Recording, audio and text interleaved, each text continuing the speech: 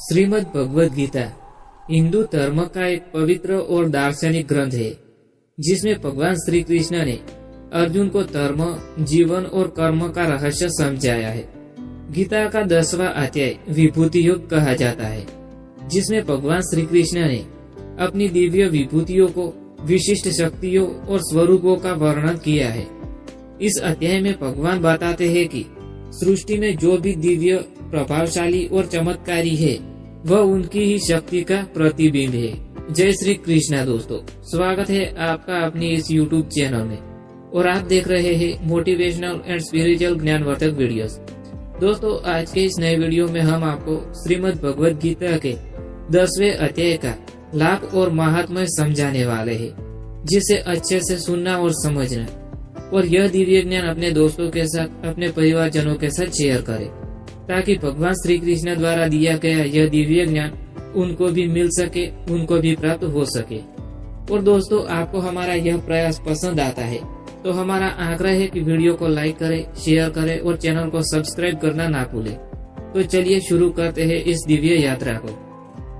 यह अध्याय ज्ञान, भक्ति और ध्यान के मार्ग पर चलने वालों के लिए अत्यंत महत्वपूर्ण है। इसमें भगवान श्री कृष्ण स्वयं को परम शक्ति, ज्ञान और आनंद का स्रोत बताते हैं और यह बताते हैं कि उनके बिना कुछ भी संभव नहीं है। इस अध्याय का अध्ययन करने से व्यक्ति में ईश्वर के प्रति श्रद्धा, समर्पण और आस्था बढ़ती है। श्री कृष्ण अर्जुन को पुनः ज्ञान प्रदान करते हैं और बताते हैं कि वह स्वयं परमेश्वर है, जिनसे यह संपूर्ण सृष्टि उत्पन्न हुई है। भगवान बताते हैं कि ज्ञान, क्षमा, दान, धैर्य, बल, तेज, प्रसिद्धि और नारीत्व में जो भी दिव्यता है, वह उनका ही स्वरूप है। श्री कृष्ण बताते हैं कि समस्त अद्भुत शक्तियाँ, देवता, ऋषि, योगी, बलशाली व्यक्ति, सभी में उनकी ही झलक है। दोस्तों, अब हम आपको श्रीमद् भगवद गीता के 10वें अध्याय का महत्व समझाते हैं। तो पहला महत्व है ईश्वर की सर्वव्यापकता का ज्ञान। इस अध्याय में भगवान ने स्पष्ट रूप से बताया है कि वह कण कण में व्याप्त है। जो भी दिव्य और महान है, वह भगवान की ही विभूति है। यह ज्ञान व्यक्ति को अहंकार से मुक्त कराता है और उसे ईश्वर में लीन होने की प्रेरणा देता है। दूसरा महत्व है भक्ति की प्रधानता। भगवान श्री कृष्ण कहते हैं कि जो भी व्यक्ति उन्हें प्रेम और भक्ति से स्मरण करता है, वह उनके परम स्वरूप को जान लेता है। इस अध्याय में भक्ति मार्ग को सर्वोच्च माना गया है, क्योंकि इसके माध्यम से व्यक्ति भगवान के सानिध्य को अनुभव करता है। तीसरा महत्व है विवेक और वैराग्य का जागरण। जब व्यक्ति को यह ज्ञान हो जाता है कि संसार की प्रत्येक महानता और शक्ति ईश्वर की ही विभूति है, तो वह सांसारिक मोह माया से विमुख होकर वैराग्य की ओर प्रवृत्त होता है। चौथा महत्व है समर्पण का महत्व। श्री कृष्ण बताते हैं कि उनके बिना कुछ भी संभव नहीं है। यह ज्ञान व्यक्ति को समर्पण की भावना से भर देता है। वह अपने अहंकार को त्याग कर प्रभु की शरण में आता है। दोस्तों, अब हम श्रीमद् भगवद गीता के 10वें अध्याय के लाभ के बारे में बताने वाले हैं। तो पहला लाभ है सकारात्मक दृष्टिकोण। परमेश्वर की शक्ति हर चीज में व्याप्त है, तो वह जीवन के संघर्षों का सामना आत्मविश्वास और धैर्य के साथ करता है। वह जानता है कि ईश्वर की शक्ति उसका मार्गदर्शन कर रही है। दूसरा लाभ है आत्मबल और विश्वास में वृद्धि। इस अध्याय का नियमित अध्ययन करने से व्यक्ति में आत्मबल बढ़ता है। वह जानता है कि उसके भीतर भी ईश्वरीय शक्ति का अंश है, जिससे वह असंभव को भी संभव कर सकता है। तीसरा लाभ है अहंकार का नाश। जब व्यक्ति को यह अनुभव होता है कि सभी महान विभूतियाँ ईश्वर की देन है, तो उसमें विनम्रता आती है। वह अपने ज्ञान, बल और धन पर अहंकार नहीं करता, बल्कि ईश्वर के प्रति कृतज्ञ रहता है। चौथा लाभ है इस अध्याय के अध्ययन से व्यक्ति भक्ति मार्ग में दृढ़ हो जाता है। वह सांसारिक सुखों में आसक्ति छोड़कर भगवान के प्रेम में रम जाता है। पांचवा लाभ है मन की शांति और संतोष। व्यक्ति जब यह जान लेता है कि ईश्वर ही सब कुछ है, तो वह अपनी इच्छाओं को सीमित कर लेता है और संतोषी जीवन जीता है। इससे मन में शांति और स्थिरता आती है। अद्वैत वेदांत का समर्थन। इस अध्याय में अद्वैत वेदांत का सिद्धांत का समर्थन किया गया है, जिसमें कहा गया है कि ब्रह्म ही सत्य है और सब कुछ उसी का विस्तार है। भगवान श्री कृष्ण बताते हैं कि समस्त ब्रह्मांड उनकी ही शक्ति से उत्पन्न हुआ है और वही इसका पालन करता और संहार करता है। भगवान यह भी बताते हैं कि सच्चा धर्म ईश्वर की भक्ति और सेवा में है। व्यक्ति को बिना अहंकार और स्वार्थ के कर्म करना चाहिए, क्योंकि वह भी ईश्वर की सेवा का ही रूप है। इस अध्याय के प्रयोग और अभ्यास। नित्य पाठ का लाभ। इस अध्याय का नित्य पाठ करने से व्यक्ति के जीवन में सकारात्मक ऊर्जा का प्रवाह होता है। यह पाठ व्यक्ति को मानसिक शांति और आध्यात्मिक बल प्रदान करता है। ध्यान में अभ्यास। ध्यान करते समय इस अध्याय के श्लोकों का चिंतन करने से मन में एकाग्रता आती है और व्यक्ति का मनोबल मजबूत होता है। जीवन में समर्पण का अभ्यास। व्यक्ति को अपने जीवन में ईश्वर के प्रति समर्पण का अभ्यास करना चाहिए। उसे यह मानना चाहिए कि सभी शक्ति भगवान की ही है और उसी में स्वयं को समर्पित कर देना चाहिए। दोस्तों, इस अध्याय के महत्व को समझाने वाली एक प्रेरणादायक कहानी हम आपको सुनाते हैं, जिसे अच्छे से सुनना और समझना। प्राचीन काल में विंध्याचल पर्वत की तलहटी में स्थित एक सुंदर राज्य था, जिसका नाम था सुवर्णपुर। इस राज्य के महाराजा का नाम था धर्मवीर। राजा बहुत ही प्रतापी, न्यायप्रिय और दयालु थे।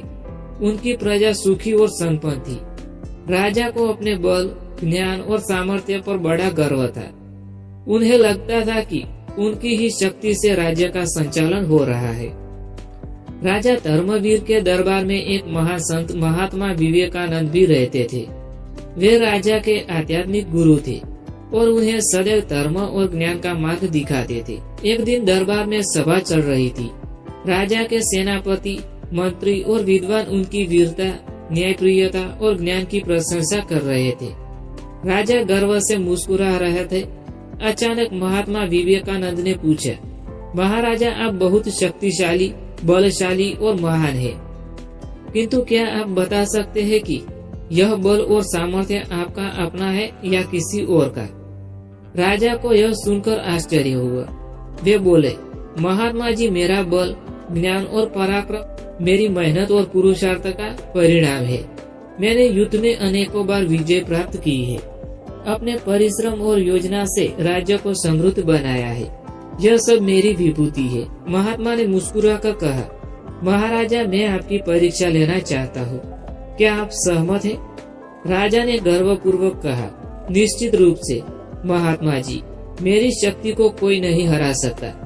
महात्मा विवेकानंद ने अपने तपोबल से एक अद्भुत माया रची। अगले ही दिन राज्य में एक भयानक आंधी और तूफान आया। चारों ओर हाहाकार मच गया। वृक्ष उखड़ने लगे और फसलें नष्ट होने लगी। राज्य में हाहाकार मच गया। राजा धर्मवीर तुरंत अपनी सेना के साथ तूफान का सामना करने निकल पड़े, लेकिन उनका बल काम नहीं आया। जब वे अपने महल लौटे तो अचानक उनका शरीर दुर्बल होने लगा। उनकी आंखों में रोशनी धुंधली पड़ गई और उनके हाथ कांपने लगे। राजा घबरा गए और वैद्य को बुलाया, पर कोई उपचार काम नहीं आया। राजा अब असहाय होकर महात्मा विवेकानंद के पास पहुँचे और बोले, गुरुदेव, मुझे क्षमा करे, मैं हार गया, मेरा बल समाप्त हो गया। महात्मा ने मुस्कुराकर कहा, महाराजा, यह आपका बल नहीं था, यह तो भगवान की विभूति थी, जिनका आप अहंकार कर रहे थे। यह विभूति भगवान की कृपा से ही प्राप्त होती है। महात्मा ने श्रीमद् भगवद गीता का 10वां अध्याय खोलकर राजा को सुनाया। उन्होंने पढ़ा, हे अर्जुन, मैं समस्त प्राणियों के हृदय में स्थित आत्मा हूँ। मैं ही सबका आदि कारण हूँ, मध्य और अंत भी मैं ही हूँ। राजा की आंखें खुल गई। उन्हें एहसास हुआ कि उनका बल, बुद्धि, वैभव और ज्ञान सब भगवान की ही विभूति थी। उन्होंने अपनी भूल स्वीकार की और सच्चे हृदय से भगवान की शरण में आ गए। अब राजा ने अपने राज्य का संचालन अहंकार से नहीं, बल्कि ईश्वर के प्रति कृतज्ञता और समर्पण भाव से करना शुरू कर दिया। वे प्रत्येक सफलता का श्रेय ईश्वर को देने लगे। और अपने कार्यों को भगवान की सेवा मानकर निष्काम भाव से करने लगे। इस कहानी की सीख, पहली सीख है संसार की हर शक्ति और सामर्थ्य भगवान की विभूति है। राजा धर्मवीर को यह सीख मिली कि बल, बुद्धि और ज्ञान का स्रोत भगवान है। व्यक्ति का कोई भी गुण उसका व्यक्तिगत नहीं होता है, बल्कि ईश्वर की कृपा का फल होता है। दूसरी सीख है अहंकार का त्याग। राजा ने अपने अहंकार का त्याग कर दिया और विनम्र होकर भगवान की शरण में गए। तीसरी सीख है कृतज्ञता का भाव। राजा को एहसास हुआ कि जो कुछ भी है वह भगवान का ही है। उन्होंने जीवन में हर उपलब्धि के लिए ईश्वर का धन्यवाद करना शुरू कर दिया। चौथी शिक्षा है सच्ची विभूति ईश्वर का प्रेम है। राजा ने समझ लिया कि सांसारिक शक्ति, धन और यश ही सच्ची विभूति नहीं है, बल्कि ईश्वर का प्रेम और उनकी भक्ति ही सच्ची विभूति है। श्रीमद् भगवद गीता का 10वां अध्याय हमें सिखाता है कि जीवन में जो भी उत्कृष्टता, महानता और शक्ति है वह ईश्वर की देन है। इस कहानी में राजा धर्मवीर का अहंकार भगवान की विभूति के ज्ञान के समान मिट गया। जब उन्होंने इसे स्वीकार कर लिया तब उन्हें सच्ची शांति, विनम्रता और भक्ति का अनुभव हुआ। यह कहानी हमें प्रेरित करती है कि हम भी अपने जीवन में ईश्वर की विभूति को पहचाने, अहंकार का त्याग करें और सच्चे मन से ईश्वर की शरण में जाएं। जय श्री कृष्ण दोस्तों।